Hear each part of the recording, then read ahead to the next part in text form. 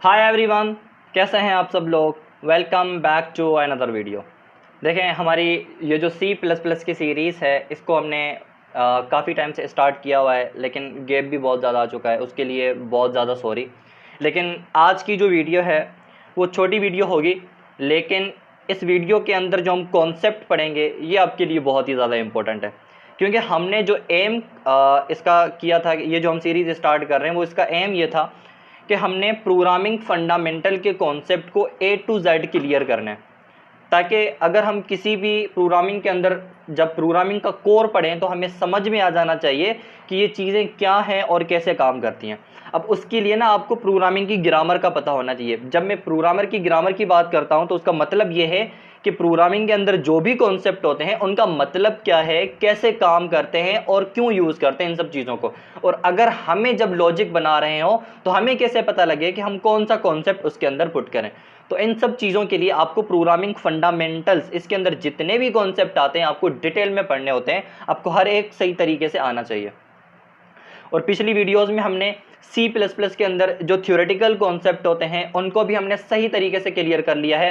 फिर उसके बाद हमने ये भी देख लिया है कि भाई हम सी प्लस प्लस का कोड किस IDE के अंदर यूज़ कर रहे हैं, ठीक है ना, जो कि डेव सी प्लस प्लस है। मैंने ऑलरेडी आपको जो है ना ये इंस्टॉल करके दिखा दिया है कि किस तरीके से आप विंडोज़ के अंदर इसको इंस्टॉल कर सकते हैं। एंड उसके बाद हमने वेरिएबल के कॉन्सेप्ट को मेमोरी के अंदर घुस के तकरीबन ऐसा कवर किया है कि अगर आप उस वीडियो को देख लो, आई डोंट थिंक सो कि आप कभी उसको भूल पाओगे, ठीक है ना। और इसी तरीके से हमने डेटा टाइप को बहुत ही डिटेल में कैसे काम करता है, कौन कौन से होते हैं और किस तरीके से उसके अंदर डेटा स्टोर होती है, उनकी साइजेस क्या होती हैं, वो सारी चीज़ें हमने उस वीडियो में कवर कर ली हैं। अब मैं आपसे ज़रूर ये रिक्वेस्ट करूंगा कि ये जो वीडियो है इसको देखने के लिए आप पहले डेटा टाइप वाली जो वीडियो मैंने लास्ट वाली अपलोड की हुई है उसको देख लें, ताकि ये जो डेटा टाइप्स होते हैं इनका कॉन्सेप्ट और इनकी साइजेस क्या होती हैं, इनका कॉन्सेप्ट और ये मेमोरी के अंदर कैसा सेव होते हैं, इनका कॉन्सेप्ट आपको जब समझ में आ जाएगा तो ये जो आज की वीडियो है आपको ज़रूर प्रॉपरली अच्छे तरीके से समझ में आ जाएगी। अच्छा, अब कॉन्सेप्ट क्या है, कौन सी वीडियो और कौन सा टॉपिक है इस वीडियो के अंदर, वो हम बाद में डिस्कस करते हैं। लेकिन आपको ये याद ज़रूर होगा, हमने लास्ट टाइम डिस्कस करा था कि कंप्यूटर को सिर्फ और सिर्फ एक ही लैंग्वेज समझ में आती है, उसके दिमाग में सिर्फ एक ही चीज़ घुसती है, और वो क्या है, वो है बाइनरी लैंग्वेज, वो है बाइनरी कोड, वो है मशीन का कोड। उसके पास सिर्फ और सिर्फ एक अपनी लैंग्वेज है, एक अपना जो है ना मेथोडोलॉजी है, पूरा मेथड है चीज़ को समझने के लिए। उसके अलावा वो किसी भी चीज़ को नहीं समझता, आप कितना भी उसको जो है ना ट्राई कर लो। सर वो क्या है, सर वो बाइनरी कोड ही है। मतलब ये है, कंप्यूटर के अंदर जितनी भी डेटा हम डालते हैं, फिर वो डेटा चाहे नंबर के फॉर्म में हो, फिर वो डेटा चाहे हमारी टेक्स्ट के फॉर्म में हो, फिर वो डेटा चाहे हमारी इमेजेस के फॉर्म में हो, वीडियोस के फॉर्म में हो, ऑडियोज़ के फॉर्म में हो, कंप्यूटर उन सब चीज़ों को पहले कन्वर्ट करता है बाइनरी कोड के अंदर। वो बाइनरी कोड जाके हमारी मेमोरी के अंदर सेव होता है, फिर उस कंप्यूटर का जो हार्डवेयर है उसी बाइनरी कोड को समझता है और देखता है कि कौन कौन सी चीज़ें हैं, ठीक है ना। ये सारा कॉन्सेप्ट हमने डेटा टाइप के अंदर ऑलरेडी समझ लिया है कि किस तरीके से जो है ना मेमोरी काम करती है और कंप्यूटर उन चीज़ों को समझता है। आपने मैथमेटिक्स के अंदर जब आपने जो है ना प्राइमरी के अंदर या जो KG नर्सरी के अंदर एक नंबर लाइन देखी होगी, ठीक है ना, जिसके अंदर हमारे पास एक नेगेटिव वैल्यूज़ होती हैं एक साइड पे, फिर सेंटर में 0 होता है, फिर उसके बाद पॉजिटिव वैल्यूज़ होती हैं, और हम उसे इंटीजर लाइन कहते थे। और हमने इंटीजर डेटा टाइप भी पढ़ा हुआ है, हमें पता है कि इंटीजर के अंदर हम कौन कौन सी वैल्यूज स्टोर करवा सकते हैं, सारी की सारी इंटीजर जितनी भी वैल्यूज आती हैं उनको स्टोर करवाते हैं। अब जब इंटीजर की बात कर रहे हैं तो उसका मतलब ये है कि उसके अंदर पॉजिटिव वैल्यूज भी आती हैं, उसके अंदर नेगेटिव वैल्यूज भी आती हैं, और उसके अंदर 0 भी आता है। जब हम इंटीजर की बात कर रहे हैं तो मतलब हम पॉजिटिव और नेगेटिव दोनों की बात कर रहे हैं। अब अगर मैं आपसे ये कहूँ कि एक वेरिएबल बनाओ, उस वेरिएबल का डेटा टाइप इंट रखो और उसके अंदर 5 को स्टोर करवाओ और उसको प्रिंट करवाओ, आप कहोगे सर ये तो इजी काम है, मैं करवा लूँगा। और फिर मैं आपसे ये कहूँ, मुझे ये बताओ ये जो 5 है ये वेरिएबल के अंदर मेमोरी में कैसे जाके स्टोर हुआ होगा।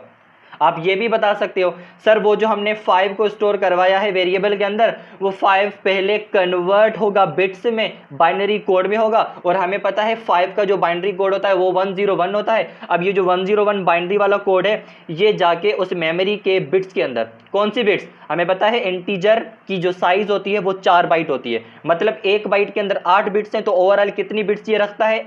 32 बिट्स। 32 बिट्स में से इसके 4 मतलब 8 बिट के 4 स्लॉट्स होते हैं। अब एक स्लॉट्स के अंदर 8 बिट्स होती हैं। अब जब 5 का जो बाइनरी कोड बन रहा है वो 101 है, तो मतलब इसे 3 ही बिट्स चाहिए। तो ये जो लास्ट वाला स्लॉट होगा 8 बिट वाला, उसके अंदर जो 3 लास्ट वाली बिट्स होंगे ना, उसके अंदर ये 101 स्टोर हो जाएगा। इतना आपको मैंने वेरिएबल के अंदर ऑलरेडी समझा लिया है किस तरीके से ये स्टोर होता है। लेकिन अगर मैं आपसे ये कहूं एक वेरिएबल बनाओ, उसका डेटा टाइप इंट रखो और उसके अंदर -5 को स्टोर करवाओ। अब मुझे ये बताओ कि ये जो -5 मैंने ए के अंदर स्टोर करवाया या किसी भी वेरिएबल के अंदर स्टोर करवाया है, वो मेमोरी के अंदर कैसे जाके सेव होगा? अब अगर आप ये सोच रहे हैं कि सर जिस तरीके से वो जो +5 स्टोर होता है उसी तरीके से होगा, तो मैं आपको बता दूं आपने बहुत ही गलत कॉन्सेप्ट यहाँ पे जो है ना सोचा है, क्योंकि आपको पता नहीं है। अब मैं आपको यही कॉन्सेप्ट पढ़ाने वाला हूँ, पॉजिटिव वैल्यूज मेमोरी के अंदर कैसे स्टोर होती हैं और नेगेटिव वैल्यूज मेमोरी के अंदर कैसे स्टोर होती हैं। अब ये कॉन्सेप्ट पढ़ना क्यों ज़रूरी है और इस कॉन्सेप्ट को कहते क्या है, ये सारी चीज़ें आज की इस वीडियो में हम कवर करने वाले हैं। पॉजिटिव और नेगेटिव, कंप्यूटर के अंदर या प्रोग्रामिंग के अंदर इस कॉन्सेप्ट को हम कहते हैं साइंड एंड अनसाइंड नंबर। ठीक है ना, ये क्या कॉन्सेप्ट है इसको हम देख लेते हैं। फिलहाल मैं आपको एक चीज़ यहाँ पे करके दिखाता हूँ जिसके थ्रू आपका थोड़ा सा कॉन्सेप्ट एक साइड पे हो जाएगा, आपको समझ में आ जाएगा कि प्रॉब्लम क्या है और हम इसको किस तरीके से फेस करने वाले हैं और किस तरीके से इसको समझने वाले हैं। ठीक है ना। अच्छा देखो, अगर मैं इंट a = 5 करवाऊँ, मुझे पता है a के अंदर 5 स्टोर हो जाएगा, और अगर मुझे इसको प्रिंट करवाना है तो मैं ऑब्वियसली इजीली करवा सकता हूँ। इसको मैं रन करवाऊंगा, मुझे बोलेगा इसको सेव करो, इसको मैं सेव कर लेता हूँ क्लास 9 के नाम से, एंड ये सेव हो जाएगा। मैंने F11 करके इसको रन करवा लिया है। ठीक है ना। अच्छा ये मुझे कह रहा है यहाँ पे सेमीकोलन दे दो, चलो भाई इसको सेमीकोलन दो और उसके बाद इसको रन करवाओ। ठीक है, अब यहाँ पे देखो मुझे 5 मिल चुका है और ये आपको भी पता है ईजीली आपको ये वाला आउटपुट मिल जाएगा। लेकिन अगर मैं यहाँ पे a के अंदर -5 करवाऊँ, ठीक है ना, और इसको मैं रन करवाऊँ, तब भी आपको ये इजीली आउटपुट मिल जाएगा। लेकिन आपको समझना ये है कि 5 जो नॉर्मल हम स्टोर करवा रहे हैं पॉजिटिव साइन वाला, हालांकि उसके अंदर हम साइन नहीं दे रहे लेकिन वो पॉजिटिव ही होता है, उसके जो मेमोरी के अंदर स्टोर करने का तरीका है कंप्यूटर का, वो किस तरीके से है, और ये जो नेगेटिव हम नंबर स्टोर करवा रहे हैं ये किस तरीके से, इसको हमने समझना है। अब जो पॉजिटिव नंबर होता है या सिर्फ 0 होता है उसे हम कहते हैं अनसाइंड नंबर या अनसाइंड वैल्यू, क्योंकि इंटीजर के अंदर हम पॉजिटिव वैल्यूज भी स्टोर करवा सकते हैं और नेगेटिव वैल्यूज भी स्टोर करवा सकते हैं। अब बेसिकली प्रॉब्लम ये है एक्चुअली ना, ये जो हमारे पास नंबर होता है ना 4.2 बिलियन, हमें पता है कि इंटीजर जो डेटा टाइप होता है ये ऑलमोस्ट 4.2 बिलियन के इंटीजर के पैटर्न्स स्टोर करवा सकता है। तभी तो हम कहते हैं कि भाई इंटीजर की जो रेंज होती है ना बहुत ज़्यादा होती है। ठीक है ना, ये कैसे पता लगता है हमें, 2 का पावर 32 करके देखोगे तो आपको इसका रिजल्ट मिल जाएगा कि ऑलमोस्ट कितने पैटर्न्स हम इंटीजर के डेटा टाइप के अंदर स्टोर करवा सकते हैं। अब ये जो 4.2 बिलियन वैल्यूज़ या जो पैटर्न्स हम स्टोर करवा रहे हैं या स्टोर हो सकते हैं इंटीजर के डेटा टाइप के अंदर, ये डिवाइड हो जाते हैं। कैसे डिवाइड होते हैं, इसके जो हाफ बनते हैं वो हमारे पॉजिटिव वैल्यूज़ होती हैं और दूसरे जो हाफ बनते हैं वो हमारे पास नेगेटिव वैल्यूज़ होती हैं। मतलब अब 4.2 है ना, तो 2.1 हमारे पास नेगेटिव वैल्यूज़ इसके अंदर आएंगी और 2.1 हमारे पास पॉजिटिव वैल्यूज़ आएंगी। मतलब अगर आपने इसके अंदर 2.1 बिलियन से ज़्यादा पॉजिटिव वैल्यूज स्टोर करवाने की कोशिश करी तो ये ऑटोमेटिकली उसको नेगेटिव में कन्वर्ट कर देगा। ये आप ट्राई करके देख लेना।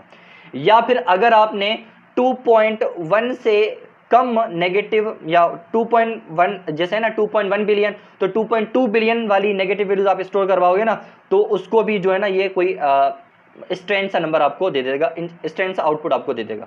ठीक है ना, क्योंकि इसकी लिमिट नहीं है, ये मैक्सिमम 2.1 तक पॉजिटिव वैल्यूज स्टोर करवा सकता है और मैक्सिमम 2.1 तक नेगेटिव वैल्यूज को स्टोर करवा सकता है। लेकिन क्या हो अगर मैं चाह रहा हूं कि मुझे इंटीजर का जो स्पेस है ना 4.2 बिलियन वैल्यूज का, मतलब पैटर्न्स का, मुझे सारा का सारा वो चाहिए जिसके अंदर मैं सारी की सारी पॉजिटिव, मतलब मैं 4.2 पॉजिटिव वैल्यूज स्टोर करवा सकूं। अब नॉर्मली आपको वो डेटा टाइप अलाउ नहीं करेगा, कंप्यूटर या कंपाइलर आपको अलाउ नहीं करेगा कि आप इंटीजर वाले वेरिएबल के अंदर 4.2 वाला या 3.2 वाला या 3.5 वाला पॉजिटिव वैल्यूज स्टोर करवा सको। उसका आपको रिजल्ट हमेशा गलत ही मिलने वाला है। आई बात समझ में? ठीक है ना। तो अगर आपको 4.2 का कंप्लीट स्पेस चाहिए ना, तो आप कैसे लाओगे? अब यहां पे हम कॉन्सेप्ट यूज करेंगे अनसाइंड और साइंड का। अनसाइंड का मतलब होता है ऐसी वैल्यूज जिसके अंदर कोई भी साइन ना हो, कोई भी साइन ना हो। और हमें पता है कि पॉजिटिव जो वैल्यूज होती है उसके अंदर हम साइन नहीं देते, तो मतलब इसके अंदर पॉजिटिव वैल्यूज आ जाएंगी। और उसके बाद जीरो जो होता है उसके अंदर साइन नहीं होती, मतलब जीरो भी आ जाएगा। और उसके बाद नेगेटिव साइन वाले नंबर हम नहीं दे सकते, क्योंकि हम ऑलरेडी उसको बता रहे हैं अनसाइंड, ऐसे नंबर जिसके साथ साइन ना हो। तो मतलब अनसाइंड जो डेटा टाइप होगा उसके अंदर सिर्फ और सिर्फ जीरो और पॉजिटिव वैल्यूज स्टोर हो सकती हैं। देखो कैसे, मैं आपको करके दिखाता हूं। यहां पे मैं क्या कर रहा हूं, unsigned int a is equal to -1, ठीक है ना।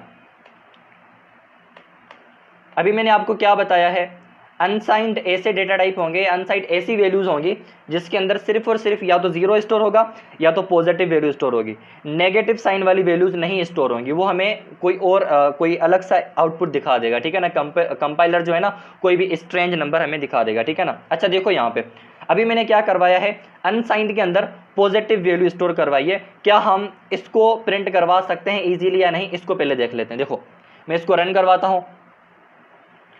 रन करवाने के बाद आप यहाँ पे देखो कि आपको सही तरीके से प्रॉपर आउटपुट मिल चुका है। मैं आपको जूम करके दिखाता हूँ, जो भी हमने स्टोर करवाया था वो हमें यहाँ पे मिल चुका है, ठीक है ना। चलो इसको मैं हटाता हूँ।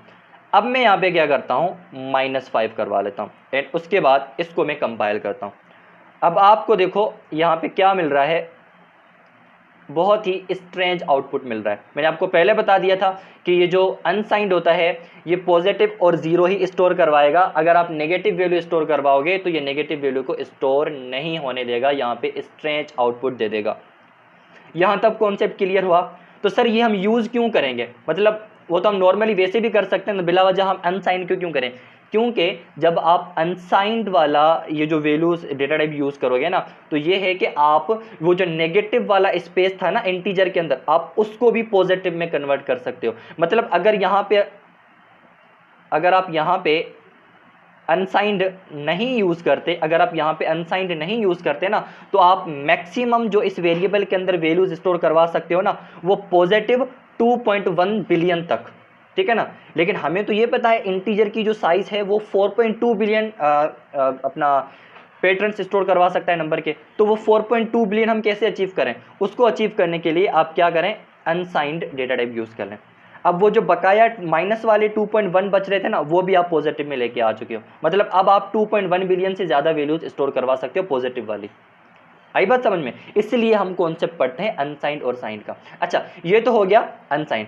अब अगर मुझे नेगेटिव वैल्यू स्टोर करवानी है ना, तो बस मैं क्या करूंगा, यहाँ पे अनसाइंड हटा दूंगा, मतलब अन हटा के साइंड कर दो। अब साइन का मतलब होता है ऐसी वैल्यूज जिसके अंदर साइन होती हो, फिर वो नेगेटिव भी हो सकती है पॉजिटिव भी हो सकती है। इसका मतलब ये है कि उसके अंदर सिंबल होती है, पॉजिटिव और नेगेटिव दोनों हो सकती हैं, ठीक है ना।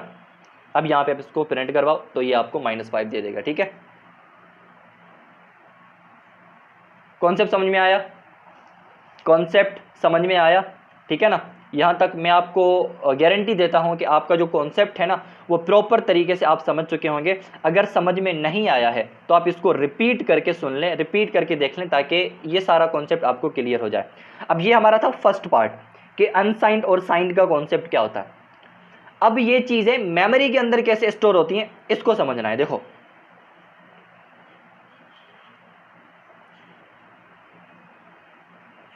अब मेरी बात सुनना, ये जो इंटीजर डेटा टाइप होता है, ये जो इंटीजर डेटा टाइप होता है, इसके अंदर या इसकी जो साइज होती है वो कितनी होती है, 4 बाइट्स होती है। और हमें पता है एक बाइट के अंदर कितनी बिट्स होती हैं, 8 बिट्स होती हैं। कितनी होती हैं, 8 बिट्स होती हैं। तो ओवरऑल 4 बाइट्स के अंदर कितनी बिट्स होंगी, 32 बिट्स होंगी। कितनी बिट्स होंगी, 32 बिट्स होंगी। एक मिनट,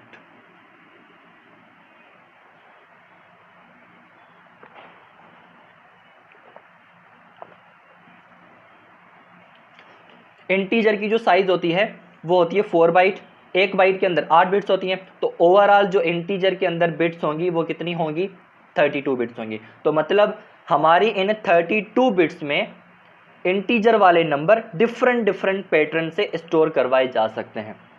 अब सर इंटीजर वाले डेटा टाइप के अंदर, ठीक है ना, या इंटीजर वाले वेरिएबल के अंदर हमारा ये जो 5 होगा ना, ये कैसे स्टोर होगा? अब मैंने आपको ये बता दिया पहले, 5 का जो बाइनरी नंबर बनेगा ना वो 101 बनेगा।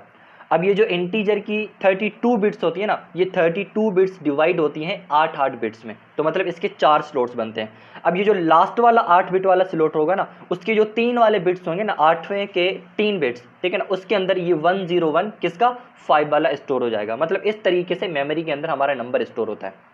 अब सर अगर हम यहाँ पे -5 दे रहे हैं तो क्या ये भी उसी तरीके से स्टोर होगा? नहीं।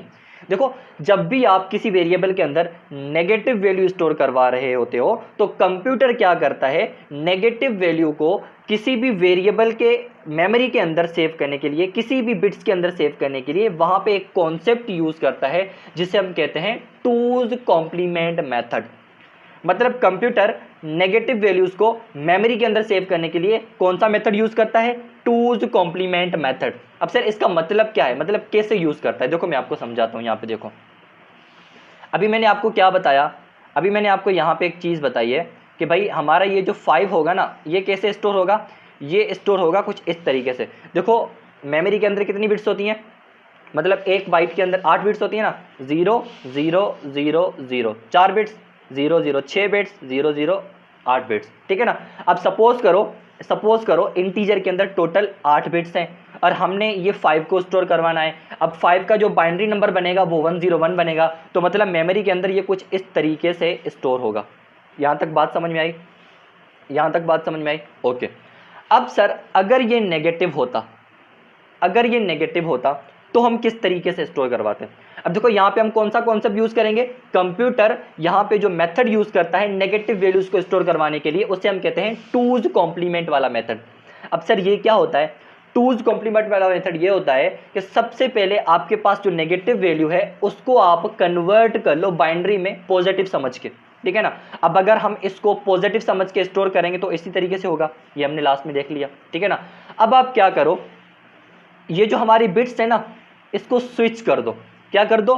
स्विच कर दो। मतलब जहां पे 0 है वहां पे 1 ऐड कर दो और जहां पे 1 है वहां पे 0 कर दो। देखो कैसे,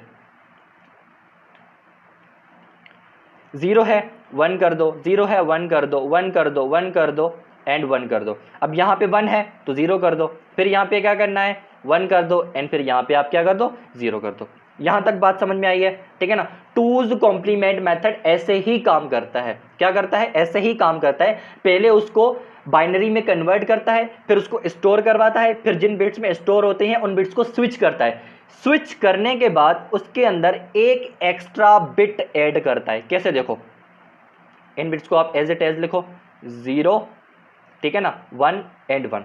ये जो 0 लास्ट वाला है ना, इसके अंदर एक एक्स्ट्रा बिट ऐड होती है। सर ये एक्स्ट्रा बिट क्यों आई है? देखो नेगेटिव वैल्यूज के अंदर क्या है? साइन होती है। क्या होती है?